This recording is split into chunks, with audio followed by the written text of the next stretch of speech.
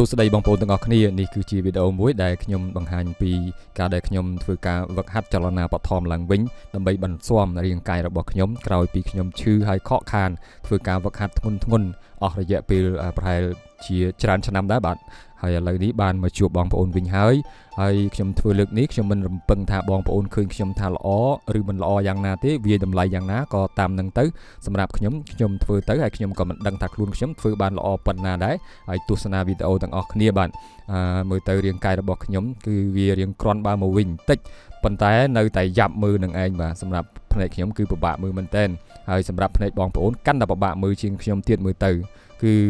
ខ្ញុំខំប្រឹងប្រែងណាស់ជារៀងរាល់ថ្ងៃក្នុងការមើលថែសុខភាពរបស់ខ្ញុំដោយសារតែជំងឺ lupus វាវាយប្រហាររាងកាយខ្ញុំខ្លាំងពេកធ្វើឲ្យខ្ញុំពិបាកមែនទែនក្នុងការតស៊ូជំនះជាមួយនឹងជំងឺនេះប៉ុន្តែមិនអីទេបើវាកើតជំងឺនេះលើរាងកាយរបស់ខ្ញុំហើយក៏ទទួលទៅជីវិតនេះធ្វើម៉េចបើយើងកើតមកអញ្ចឹងប៉ុន្តែអ្វីដែលខ្ញុំសប្បាយចិត្តបំផុតគឺខ្ញុំមានក្បាច់គុណទោះបីខ្ញុំវឹកហាត់និងធ្វើកាយវិការមិនដល់កម្រិតនៅក្នុងស្នៀតគុណដែលពិបាកណាក៏ដោយប៉ុន្តែខ្ញុំ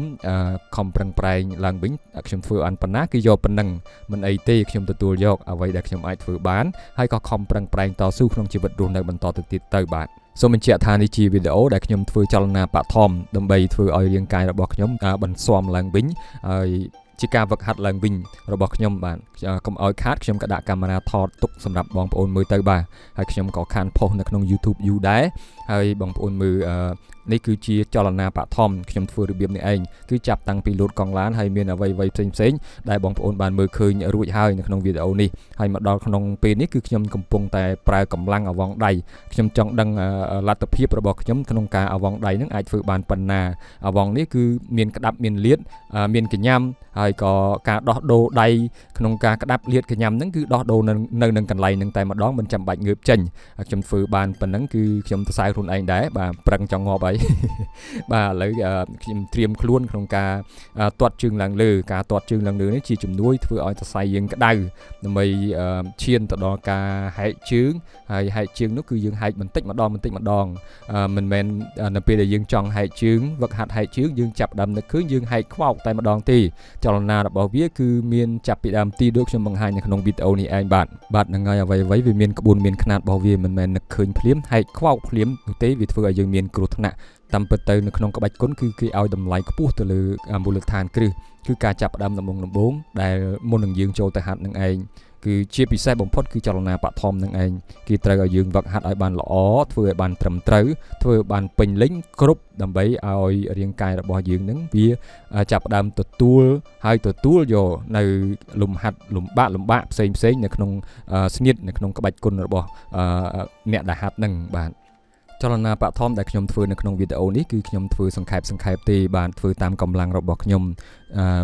គ្រាន់តែធ្វើដើម្បីចង់ដឹងនិងចង់តេស្តពីកម្លាំងរបស់ខ្ញុំពីសមត្ថភាពរាងកាយរបស់ខ្ញុំតើខ្ញុំអាចធ្វើបានប៉ុណ្ណាបងប្អូនឃើញវីដេអូនេះបងប្អូនអាចវាយតម្លៃយ៉ាងម៉េចក៏បានដែរខ្ញុំមិន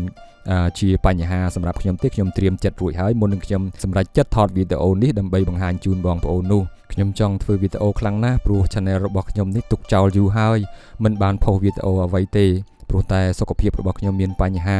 រូបរាងសម្រស់មិនបាននឹងគេវាមិនឡើងមកវិញវាមិនស្អាតវាមិនសង្ហាឡើងវិញអញ្ចឹងអស់រយៈពេលយូរហើយដែលខ្ញុំខកខានមិនបានធ្វើវីដេអូបងប្អូនអធិស្ឋានផងដែលខ្ញុំធ្វើវីដេអូមើលទៅរូបរាងកាយខ្ញុំមិនសូវសមរម្យហើយការបញ្ចេញនៅកម្លាំងដើម្បីធ្វើការ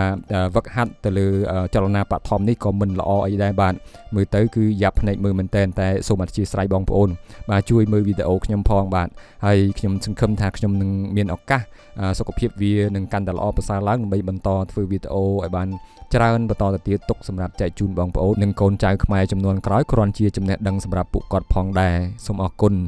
នៅក្នុងវីដេអូនេះលំហាត់ដែលធំហើយលំបាកជាងគេហើយក៏ជាគោលបំណងធំនៅក្នុងវីដេអូនេះដែរគឺលំហាត់ហែកជើងប៉ុន្តែមុននឹងចូលទៅដល់លំហាត់ហែកជើងបងប្អូនឃើញលំហាត់ដែលខ្ញុំធ្វើជាច្រើនជាពិសេសគឺលំហាត់ដែលលើកជើងទាត់ឡើងលើលើកជើងទាត់ទៅខាងទៅក្រោយនោះ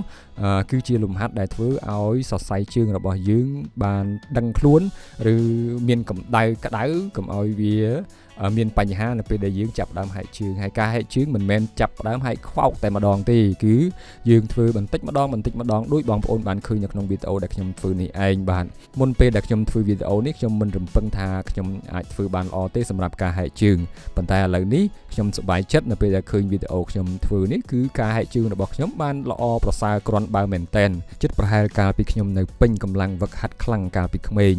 មកជីវិតខ្ញុំនេះនិយាយត្រង់ទៅខ្ញុំមិនដែលហែកជើងគូតដល់ដីទេប៉ុន្តែហែកបានរៀងគ្រាន់បើដែរបាទប្រផិតដី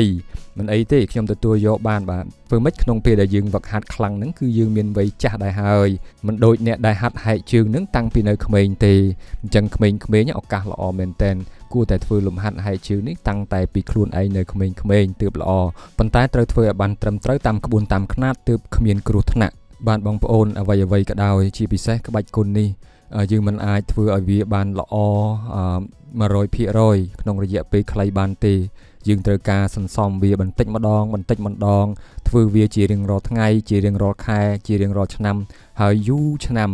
ទើបអាចធ្វើបានល្អប្រសើរអាចបញ្ជាវាតាមចិត្តបានសូមជម្រាបបងប្អូនថាខ្ញុំមានបញ្ហាសុខភាពមានជំងឺ lupus ហ្នឹងមិនមែនដោយសារខ្ញុំហាត់គុណទេប៉ុន្តែដោយសារមានបញ្ហាផ្សេងទេបាទហើយក្បាច់គុណនេះក៏បានជួយខ្ញុំយ៉ាងច្រើនដែរក្នុងជីវិតរស់នៅប្រចាំថ្ងៃជាពិសេសក្នុងពេលដែលខ្ញុំមានជំងឺមិនបានធ្លាក់ឈឺធ្ងន់ដល់ថ្នាក់បាត់បង់ជីវិតទេប៉ុន្តែបានរស់នៅបានល្អប្រសើរដោយសារតែរាងកាយយើងរឹងមាំគួរសមហើយឥឡូវនេះបានធូរស្រាលបន្តិចគឺយើងវឹកហាត់ឡើងវិញតិចបាទធ្វើតាមដំណើរសង្ឃឹមថាថ្ងៃខាងមុខខ្ញុំនឹងបានប្រសើរឡើងពីមួយពេលទៅមួយពេលជារៀងរាល់ថ្ងៃបាទឥឡូវនេះវីដេអូរបស់ខ្ញុំជិតចូលដល់ទីបញ្ចប់ហើយអរគុណបងប្អូនដែលអត់ធ្មត់ទស្សនាវីដេអូខ្ញុំទោះបីជាមើលទៅរាងកាយរបស់ខ្ញុំមិនសូវសមប្រកបក៏ដោយបងប្អូននៅតែអត់ធ្មត់តាមដានទស្សនាវីដេអូខ្ញុំមកដល់ទីបញ្ចប់សូមអរគុណច្រើនណាបងប្អូនភ្លេចបងប្អូននៅវីដេអូបន្តិចចុងក្រោយបាទឥឡូវនេះបងប្អូនមើលខ្ញុំប្រើស្នៀតជើង2ជើងបាទគឺស្នៀតរង្វង់ព្រះច័ន្ទនិងកង្ហារចោលដងអាយ៉ាចេញបានស្អាតដែរតើបាទនេះហើយគឺជាលទ្ធផលនៃការហែកជើងចង់ចេញស្នៀតល្អបានតតែហែកជើងដល់បាទ